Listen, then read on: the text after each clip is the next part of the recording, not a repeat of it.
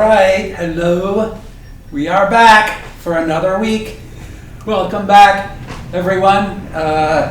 Wonderful to have my regulars join us. And if you're new, how cool is that? If you're brand new, I'm Carlos. This is the dojo in Tucson, Arizona, and this is videos taking place during the COVID shutdown. And if you're not new, it's great to see you. Let's see, a little housekeeping. No cats today, it's too hot. So we're just on our own here. And why am I wearing gloves? Oh, this is the orange is my right hand, yellow is my left hand. If you're keeping track, you can also just mirror me. There's nothing that we're doing that is super important, at least not till we get to our form.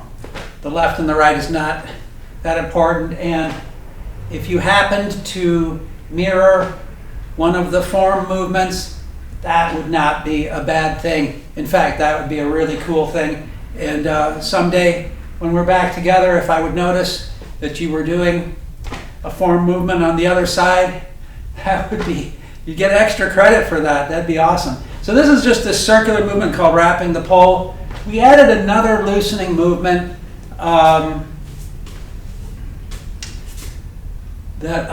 let's see, if it's by Zhang,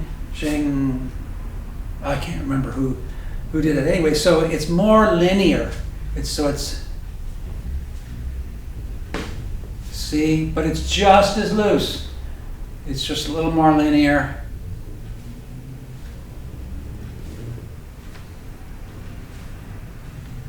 So, but it's a little segmented. It has 3 sections, 1 and 2. There's not 3, what am I talking about? 2, 1, 2. Come back to center each time. And I can get even looser now because my back is feeling better. Thanks for asking. It's about 90% better. I'm actually still, my movement's a little restricted. So if you've never seen me before and you think that I'm a little stiff, I'm going to blame my back, okay?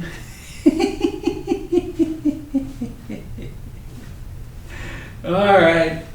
So that's just a little loosening, but we've got a lot of good movements to do today to loosen up. Let's see. Stand by just a second. Let me just check one thing here. All right.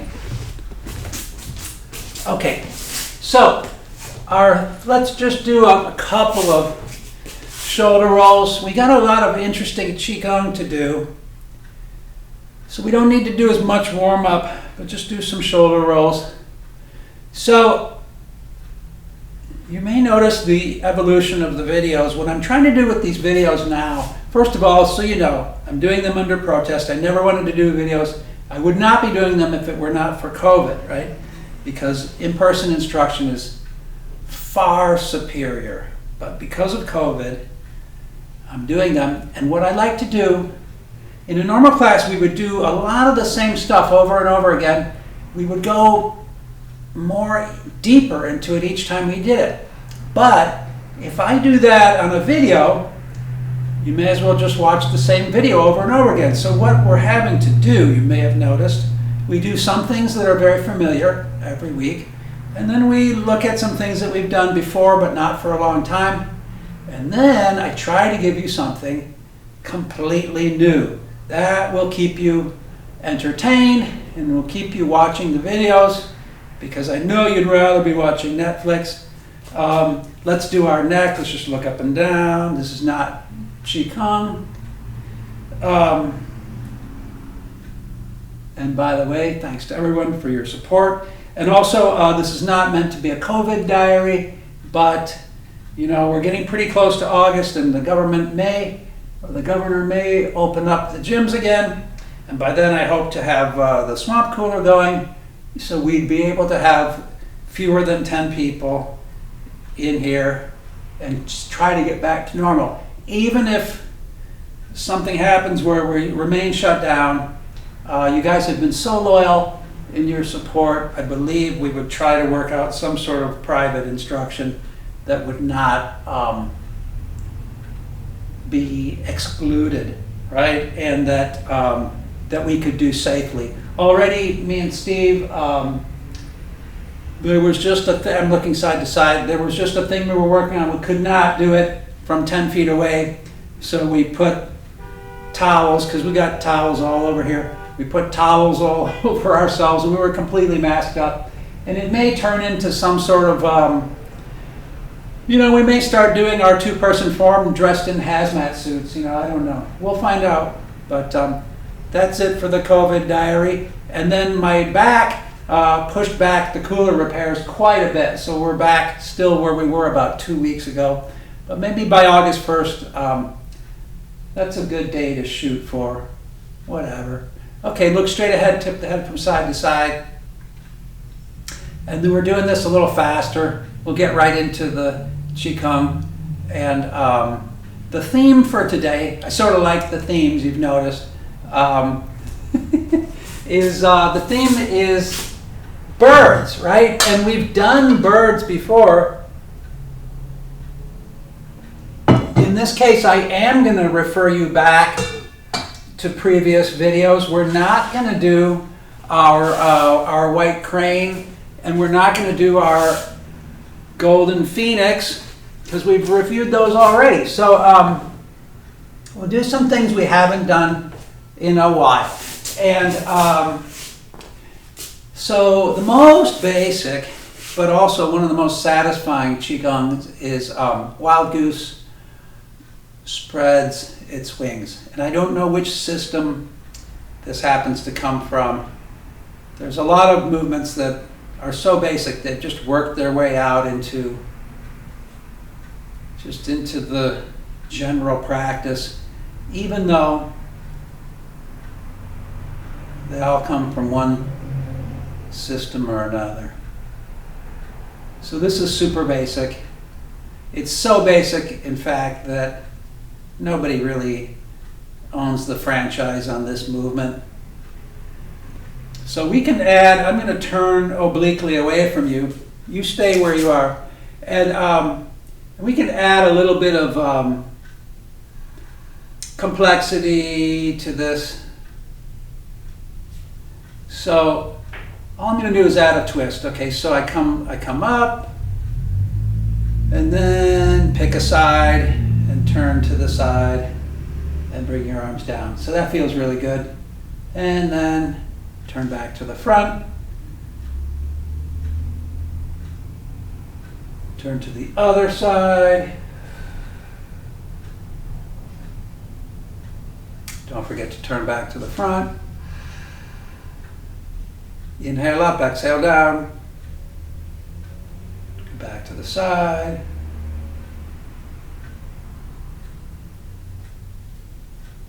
Back to the front.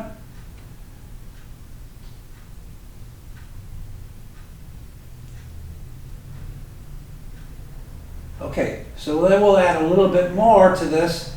This is all optional. This is optional. So I'm going to turn to the side, but I sink into the foot that on the side that I'm turning. When I turn, whether you notice or not, it brings weight here. So bring even more weight and step the other foot back. Oh, that feels really good. All right, don't forget to step it back up when you come to the front. And then as you turn to the side, you shift weight to that side, almost 100% of your weight to allow you to step back. And then we can also add I'll turn completely to the side now. We can also add what we did with our rhinoceros gazes at the moon, where we step back and then plant the heel, and then that stretches the gastrocnemius, for those of you who are keeping track. So you're planting the heel with a straight leg. Okay? So you should feel a big stretch in your calf, right? And if you came here to do energy work and not stretching, we'll get to our energy work, I promise you. So right now we're just doing a little stretching. This time I come to the side, I plant my heel, I straighten the leg, and then I bend at the knee, and that hits the soleus. And the soleus is very important for Tai Chi because it's a stabilizer muscle. It's not a power muscle. It's for stability. And we're totally concerned with stability. Stability is where you get your balance from. Stability is like the other side of the coin of balance. You can't have balance without stability, but it has a slightly different connotation. So let's stop twisting and turning, and we'll just do, and we'll stop here. But let me show you something else. Okay, so that's the Wild Goose series. Very similar, or just what? So then we have from our Five Animal Frolics, developed by Hua Tuo in 190 AD, you guys. We'll do number 5, the Stork, and watch the difference. Watch the difference. Instead of coming up in this big movement, I'm just going to come up to a V with the palms facing up, and then I'm going to come down. And when I come down, I'm going to come way down. All right, as far down as you're comfortable going. And then inhale back up to your V. As far down as you feel like going or not going. It's up to you.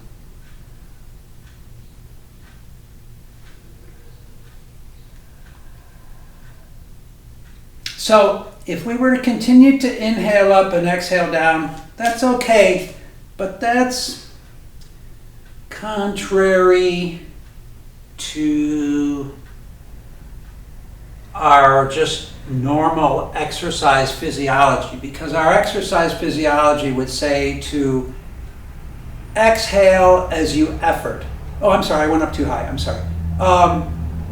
So if you wanted to switch that, I'm not going to say anything. If you want to inhale down and exhale as you press up, that is in accord with good exercise physiology. Always exhale as you effort. But I'm going to let you do it either way. But you should be aware of what you're doing. That's my only thing. I always say you can do whatever you want as long as you're aware of what you're doing and you're doing it consciously and not sloppy. So can we add more to this? Of course we can. This is actually a balance, you guys. Well, let's put it this way. Everything that has the name crane is done in an empty stance. And we know that any empty stance can also be a complete balance, right? Or a kick, if it's martial. So we know that. So I'm going to alternate legs here. Come up, you can bring that leg up as soon as you feel stable enough. You bring it up as high as you wish. And as we've discussed, you can keep it up there as long as you want, perhaps until you lose your balance. I'm not going to say anything. How would I know? So you'll look really fancy if you come up to here. If you feel yourself losing your balance, then just say that's when I chose to come down. And nobody will know the difference. Unless you're doing it in a group setting. And then maybe you'll be the first person down. But it doesn't matter. We're doing the best we can. Whoa, see that? Oh, that was terrible. Okay, and remember I told you, this foot's only coming up as high as you want. You may come up onto your toes. You may just come up to here. Okay?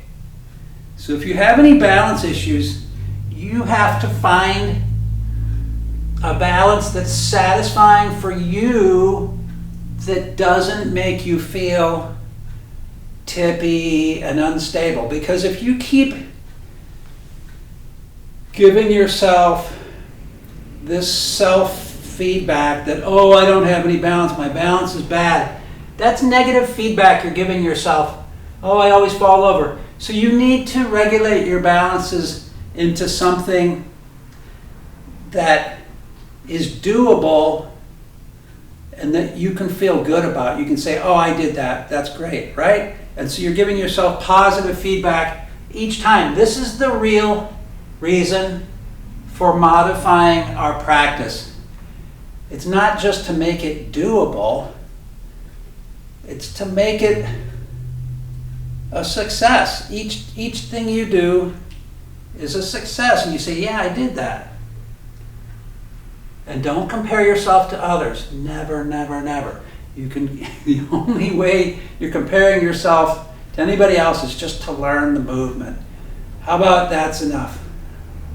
Okay, so the neat thing with the reason I'm drinking so much water is you would not believe how hot it is in here if I told you.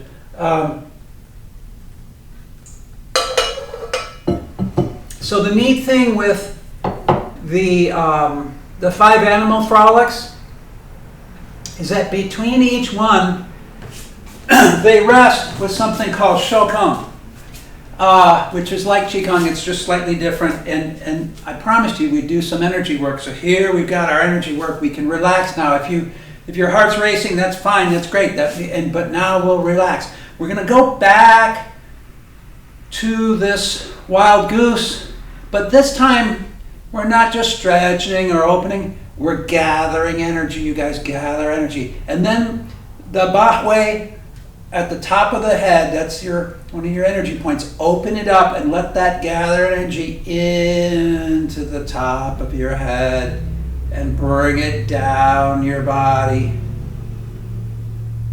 And let that energy move down your body and let it settle in the belly. And let it fill your belly. And then as you inhale, feel that energy expand and fill the belly, or the dantian, or the whole belly, right? And then as you exhale, it stays there, fills even more. Filling can be done inhaling or exhaling.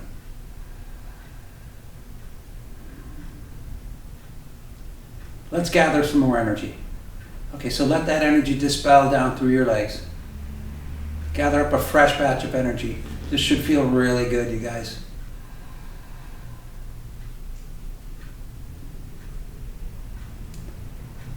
Okay, that big gathered energy now that comes down through the crown point of the head.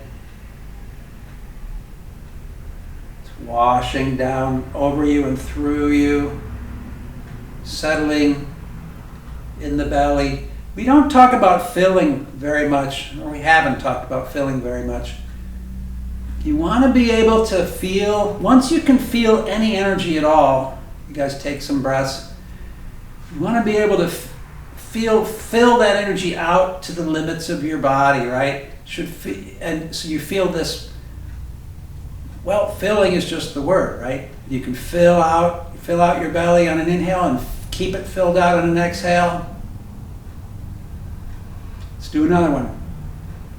So let that energy dispel anything you don't need. Remember, whenever we collect energy, if you have any health issues, bring that energy to wherever in your body it needs to be. But generally, we're packing our belly right now with this energy. So back to the filling. You can go far beyond your belly and just feel the filling move out to your arms, all the way out to your hands. And why do we talk about this? This is very important in our push hands because you want energy to be filled all the way out your arms, out to your hands. If you're going to do anything with your hands, you can't use your arms and hands like as if they're dead sticks. They're not sticks. They have life, and to really have life in them, you have to fill your chi all the way out to your hands. Okay, so I wish I could demonstrate how much more power you can develop when you fill your energy out to your extremities. But it's also just good for your extremities. It's beyond circulation to move chi all the way out, to be able to move it all the way out to the edges of your hands. You'll notice when we're doing this energy work, you feel tingling in your hands because that's filling whether you intentionally did it or not.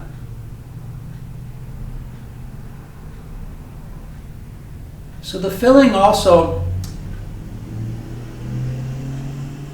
let's do one more and then you guys meditate while I talk. So we come up. So in a push hands situation, and don't worry, I'm not going to insert a video clip here because I just don't have one. There's nothing to do. So if I was in a pushing situation, okay, so remember I want to avoid bringing my mind to my hands because it's not my little hands that are doing the pushing, it's my whole body. If I was going to bring my mind to any part of my body, it would be the large muscle groups of the body, and then just hold good structure here and allow this to move, right? If we were doing a Tai Chi movement or something like this. But if I actually made contact with something and wanted to project some energy into it, it's more than physiological. I have to bring this chi out to my hands, and then, and only then, can I have any power, right? And by bringing chi to my hands, don't bring your mind to your hands, just bring chi to your hands, right? Because again, I don't care about my hands, right? And I'm thinking about, anyway, so there's that. So let's do, so those were pretty big movements. And remember how we go from big to small, gross to fine. And so now I'll show you how we can accomplish just as much with smaller movements. And these are some of my favorite movements from the Yang Coiling Set that few people know. We'll do number 2. This is White Crane relaxes its wings, and I just told you that we do our crane movements in an empty stance. All right, we're not going to do that. Okay, so, I love to contradict myself. Okay, so you're the crane, you've got your wings. We're going to just roll the hands here with the backs of the palms together, so you feel this stretching and coiling through here. Okay, good. And then even better, roll the palms out. We're all the way outward, facing away from you. And now you feel tremendous opening through here. I hope. It feels really good. It feels just as good as those huge movements, those big gross movements. Nothing wrong with gross movements, but it's amazing to see what you can do with finer movements. So in yoga, maybe I would look up and arch my back, but this is Qigong, so we're not doing that. Okay, so I will still keep looking at you, but this is all open. I'm not really arching my back. I don't need to. Very subtle. This is a time for subtlety. Okay. Oh, it's one of my favorite movements.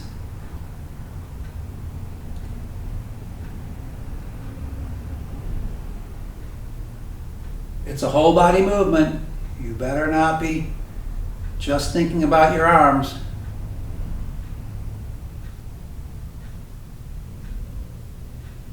Inhale open, exhale closed.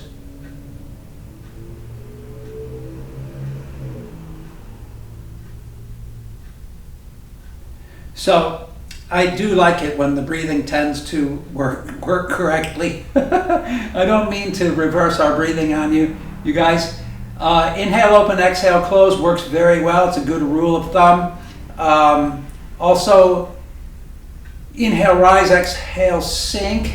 So I already feel that. Exhale sinking somewhat. and then inhaling, pressing up somewhat. I hope you felt that without me even having to tell you. That would be great.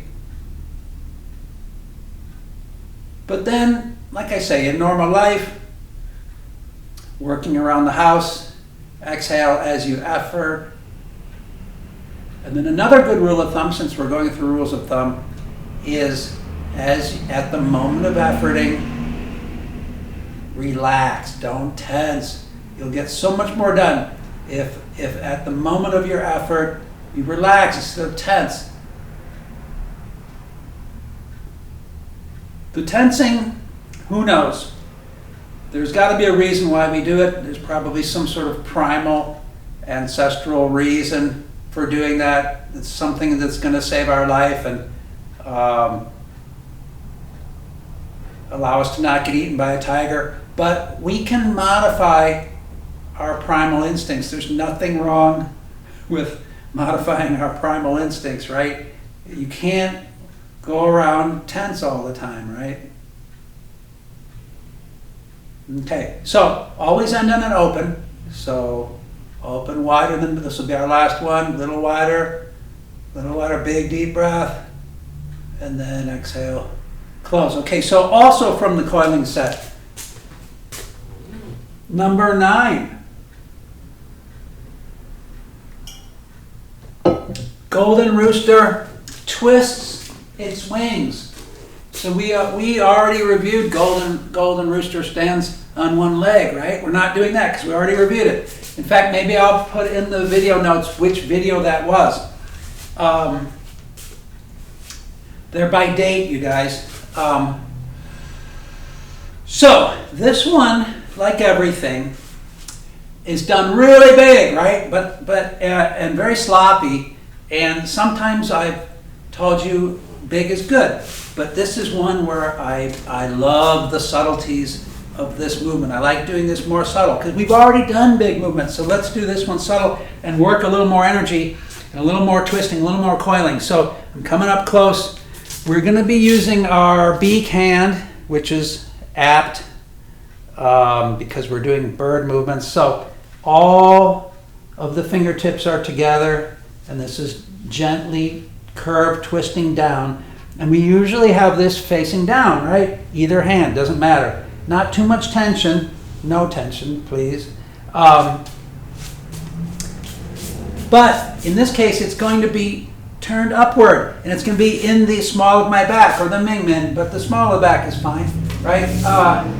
And then what about this hand? This hand, instead of reaching way up, let's bring it just palm out in front of the forehead, please. So I can still see you barely. I can still see under my hand, and my hand is maybe 6 inches from my forehead. And then we are going to switch. I love this. And switch. It's one of my favorite movements. Okay, so I hope you're not, okay, I hope once you get the hang of, okay, so watch this. So immediately right up here, my hand makes the bird beak hand, and this hand opened out already. Okay, and then see. Okay, so I hope now when you figure out how to do this, it will go from 2 movements to 1 movement. That's what we want. We want just 1 movement. Feels so good. I'm doing a little over twisting, you guys. So I do exaggerate a little bit. So I guess you'd call it pre-twisting. So you could come over here before you go back. You can always pre-twist. You can always over-twist. You see this a lot in what they call the old style Yang form, which is rarely taught by anyone anymore, but there's a lot of extra movement, extra twisting, whatever you feel, it's very expressive of energy.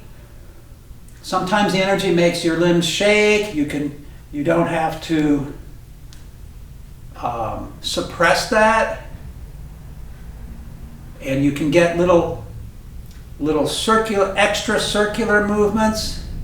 We've talked about that before too. You don't have to suppress that. If you feel it, do it, right? So there's another thing with this hand in front of the forehead. There's a really interesting meditation technique that we're not going to do now, simply because it takes a long time. It takes about 20 minutes to do it properly, and it's almost beyond meditation into the realm of hypnosis. But it involves, and there's a bunch of times when it's used, and you may already know a meditation that uses this. I'm just going to go ahead, and next time I'm just going to stop here, and just so you know, don't forget, that's what this looks like back here. There's meditations that involve, look how far my hand is away, that just involves meditating. I don't need this here anymore. They just involve sitting comfortably. You can just try this. You don't need me to tell you how to do this. Sit comfortably or stand, and just take 10 minutes just to bring your hand up. I'm doing it super fast, to just touch the back of your hand to your forehead. And the coolest thing, if you take a long time to do it, is that you will, first of all, you'll be able to feel the presence of your hand. I hope that you could feel this when we were doing this. You could feel your hand. You could feel the heat of your hand, which, let's just do it a couple more times. You can feel the presence of your hand if you close your eyes. And this is a form of proprioception, knowledge of where your body is in space. But you get fooled. And if you draw your hand intentionally towards your forehead, at a certain point you'll swear that your hand should already have touched your forehead and that your hand is going through your head. It's really cool, you guys. I'm not saying you're getting that in this movement right now necessarily, but it is, if your eyes are closed here, it's very difficult to figure out how close to your forehead your hand actually is. If you accidentally actually touched your hand to your forehead, great. Other times you're way off, you're off by inches, right? So this is, I just wanted to add that. It's really neat, and try that meditation. That's all there is to it in its simplest form, is just sit, calm yourself, meditate, and slowly over 10 minutes, bring your hand to your forehead, and I'll be darned if you don't really experience something. So we're almost done. We're almost ready for a water break before we do our form. But let's do our Caiman Crane from the Caiman system. This is a super balance, right? And it's even more dynamic than the white crane that we did, okay? And it's got twisting, it's just got everything to it. So it's a really good one. And this might be something you consider doing every morning when you wake up. So it starts out super basic. Roll the hands under, and then come back to here. Okay? So, as always, we can make it harder. You can twist more if you want. And then the first thing we do to make it more complicated is you could bend forward and look under your arm. Pick an arm, I don't care which. When you come back up to center, you perfectly centered, palms up, looking straight forward again. And then, of course, look under the other arm next time. So let's say you did 10 of them without looking under your arm, and then you just do 5 on each side looking under your arm. If you're following me, we just have to do 1 more on the other side just to even it up.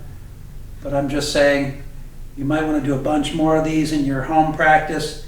And then, if you remember what comes next, no more looking to the side, straight forward and back, and then pick a leg up, and then, I'm going to turn sideways. It's going to go way back, as far as you can manage.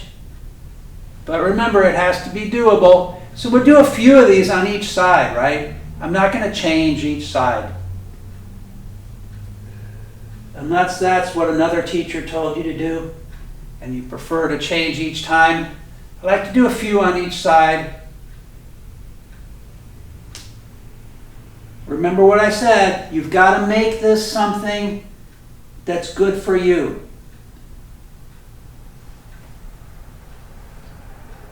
All right, I'm going to change legs.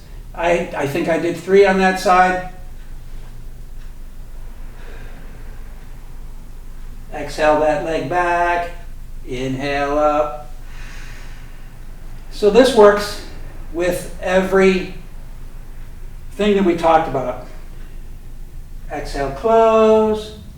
Inhale, open. Exhale, sink. Inhale, rise. And I believe that was 3. All right, you guys, great. Let's shake it out a little bit. Remember our loosening exercise with the shoulders rotating backward. All right, that's good, but then get the arms going really loose. Every week,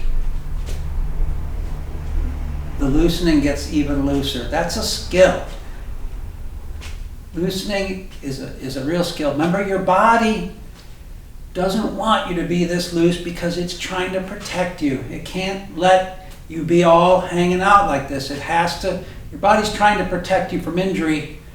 You need to persuade your body that everything's okay, all right? And it's very difficult to counteract the autonomic nervous system, but it can be done, and don't let anybody tell you it can't be done. All the studies are coming in.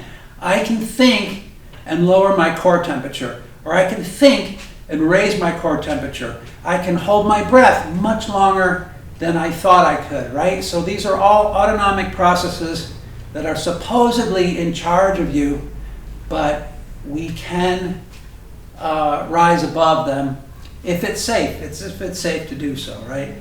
So, okay, little break for water, and we'll be right back, and we'll do our form. Remember, how about this? Before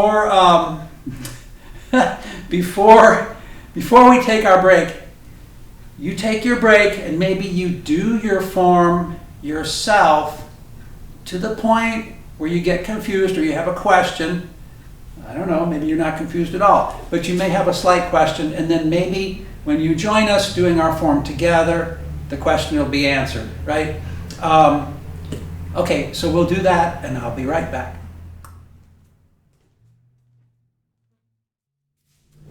Okay, welcome back. I had a little water break. So we'll do our form now. And again, so maybe you paused it like I recommended and tried to do your form, see how far you could get through it, see if you got to a point where you got confused or just forgot. And that is a spot to really remember. So remember where you forgot. Okay, you have to have a question. You have to, in order to get an answer, you have to ask a question. Does that make sense? And then why am I facing in this weird angle? Well, I told you, like I say, I want every video to be slightly different. And how do I know if you don't see something in our form from that angle that you never saw before? Because I know that when we're in here as a group, people move around. They have their favorite spot to watch the form from, to experience the form from, right? So it would not be right for me to have the camera in the same position every time.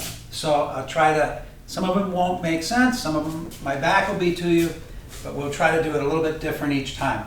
And again, before we do our form, ideally, I would need a second person to explain the movements of the form to you.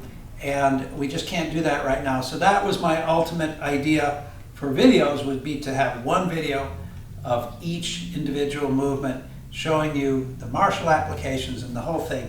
But we can't do that. So what you're doing now is we're roughing it out. And well, somebody once described this form of learning as stealing the form. You're learning it a little tiny piece at a time, in the same way that in that Johnny Cash song, where he was working on an assembly line in Detroit, and he brought home one piece of a Cadillac home in his lunchbox every day, and before long he had the entire Cadillac that he built in his garage, right? So that's what you're doing. And if I do not explain a particular movement in detail, all you need to know is your weight forward, is it back? Is the right hand up, right hand down? So you're just roughing it out. And then at some point we will go into the finer parts of it. But for right now, if this is anything that you're really even interested in as far as the form, you're just roughing it out to the point where you can do it more or less on your own, because then it becomes yours. You stole it, and now it's yours. And don't worry about stealing it. There's plenty to go around. So, and if you're not working on your form, just follow along or fast forward or whatever like this. And then the other option is to just go from the sound of my voice. So for that, I'm going to have another sip of water.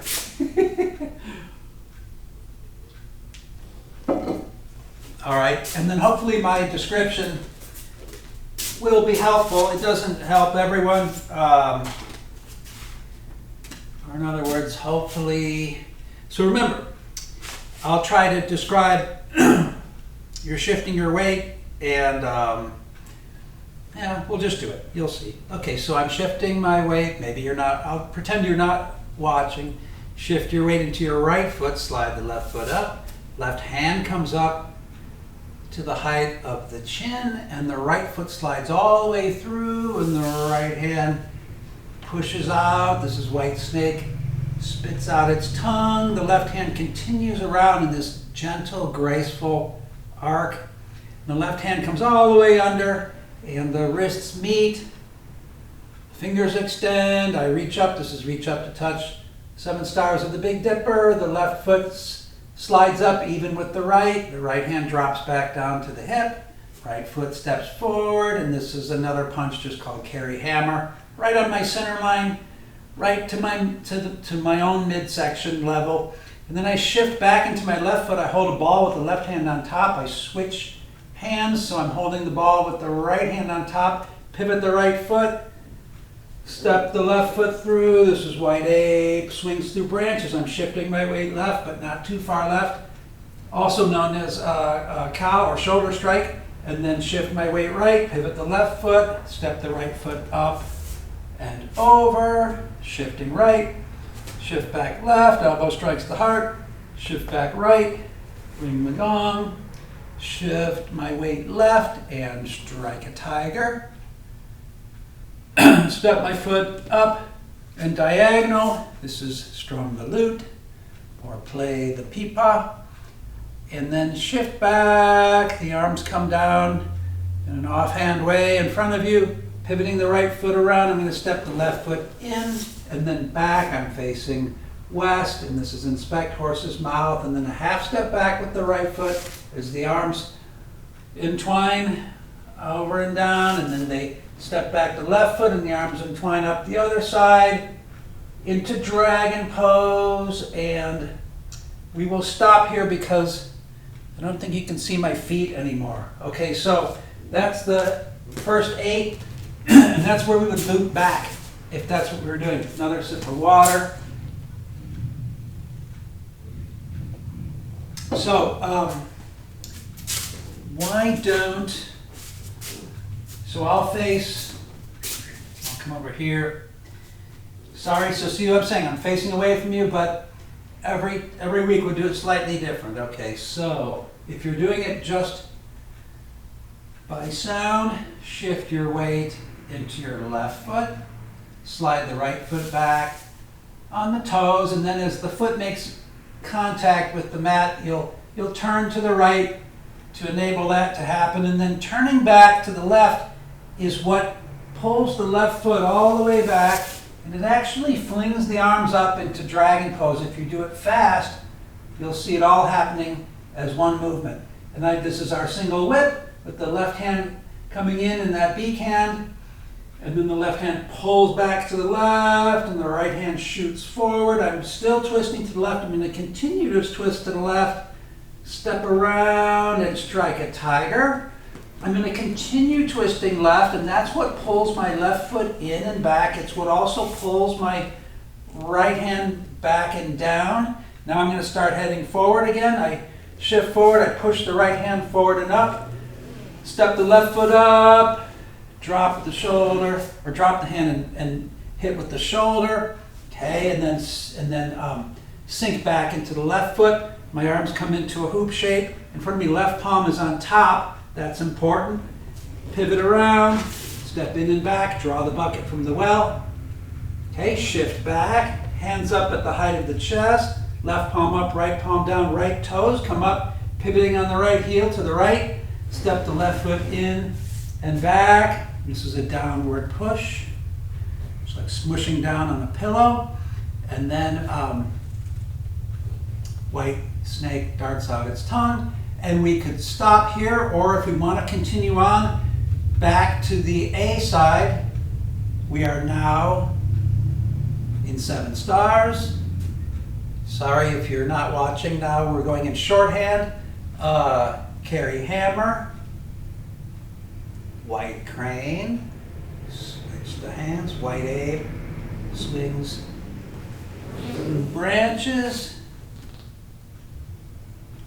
otherwise known as shoulder strike, pivoting around to elbow strikes the heart, and then ring the gong, strike a tiger, strum the lute, inspect horse's mouth, and then dragon pose. Wow, great. What if we wanted to keep going? Single whip, strike a tiger. I think I'm still in the frame of the camera, so why not just keep going? Pull and push, shoulder strike, draw the bucket from the well. I think I'm off camera now. Okay, and I'm doing a small frame version. This is my small frame version. All right, I switch back. All right, stop. Okay, great. So, sip of water, please.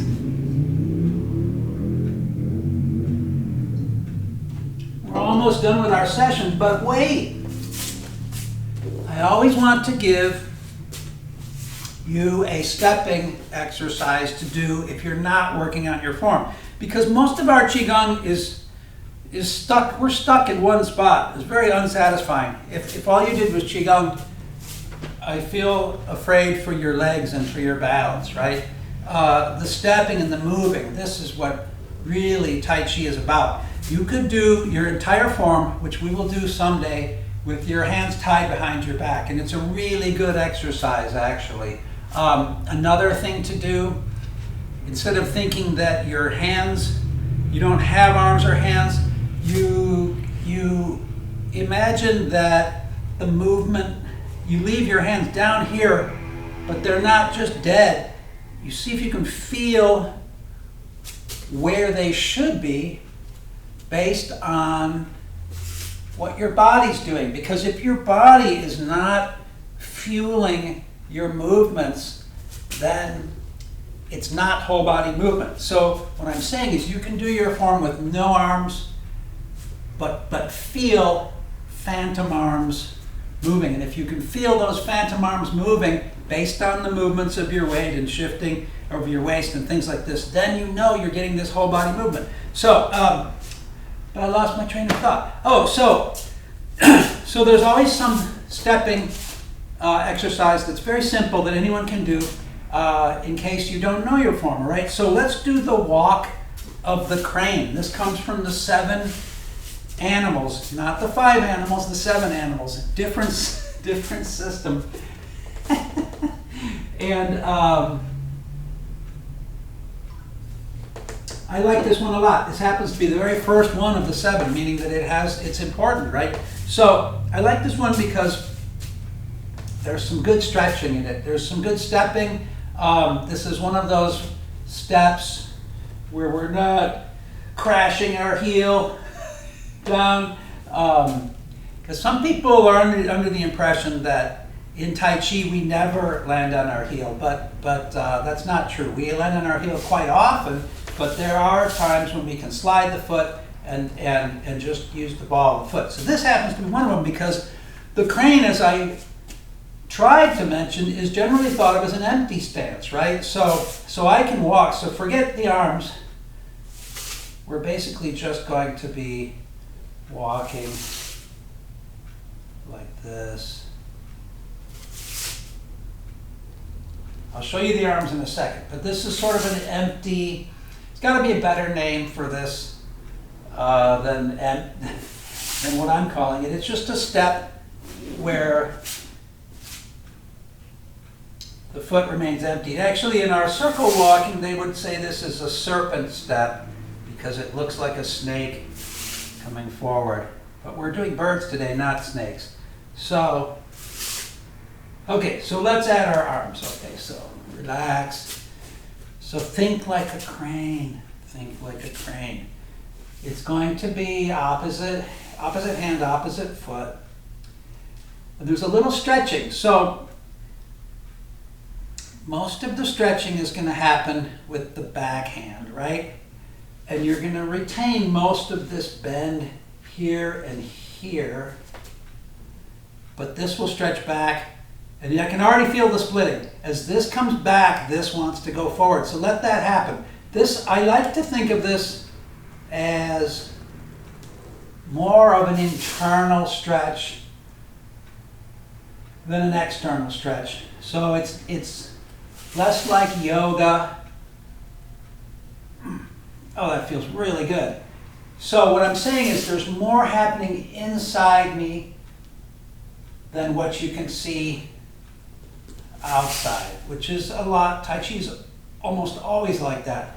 But we have done things that are very... Okay, so what I'm trying to say, in yoga, we might go, you know, and this does feel good. I mean, you can maximize your stretch here if you want, but then go, do it one more time, but then go back to less is more. Less is more. So by keeping everything straight here, remember how I said, we've discussed how when you restrict some of your movement, energy squeezes out in the only way that you let it. So if I restrict a lot of this here, then energy is going to squeeze like toothpaste out of a tube out my arms, right? And that's that filling. The filling, so all this chi here is going to go right out the arms. You feel it come out to the extent of your hands. If you can feel that. So remember the difference, okay? So if it's like yoga, like stretch, right? Right? You're not feeling that, you don't feel that filling out to the end of your arms, right? So if I minimize and I don't allow a whole lot of extra movement, but I do the stretching inside of me, whoa, I just felt chi just run right out to the edge of my hands. Okay, that's great. Okay, so I hope you can feel this. If you don't feel it the first time or you feel it a little bit, remember what we're trying to do. When it comes to chi and stuff, we're just trying to cultivate, and we're trying not to tip over, sorry about that. We're trying to cultivate the feeling. So if you feel a tiny bit, just notice it, and then look for it again. And the next time you feel it, you'll make notice of it more, and you'll feel it a little bit more. It's like training any sense or skill. So that's the walk of the crane from the 7 animals. And we will end with our normal Qigong, but we don't call it lifting water in this case. It's virtually identical to to a Qigong called White Crane Seeks the Morning Sun. So just about everything's the same. Feet are parallel and the arms come up. You know, I've seen this done where the arms come up a little bit higher than the shoulders. Okay, right. Normally, I mean, there's so many variations of this movement. Even within a single style, if we just looked at the Yang style, we could find 5 radically different interpretations. But they're all good as far as I'm concerned. Inhale up, exhale down.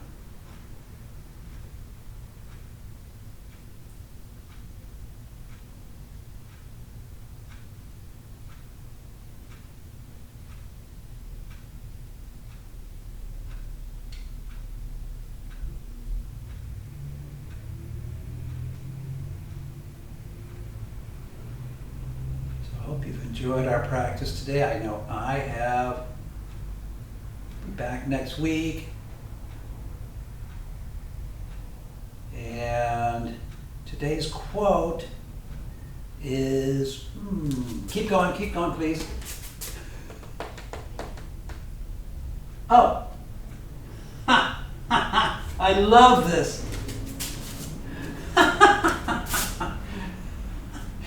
Today's quote is by Zhuang Zhou, Chinese philosopher, another Taoist philosopher, 300 BC.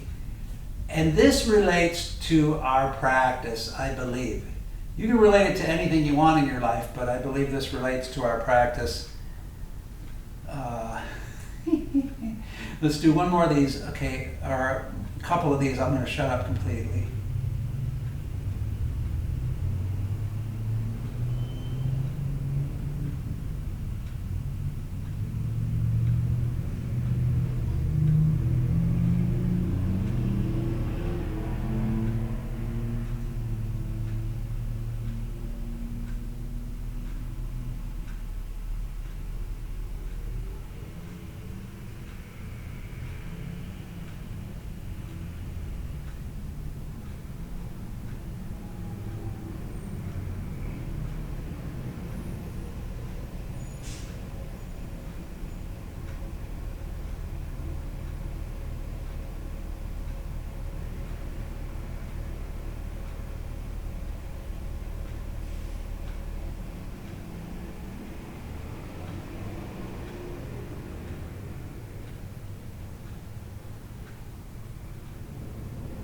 Okay, Zhuang Zhou said, 300 BC, a path is made by walking on it.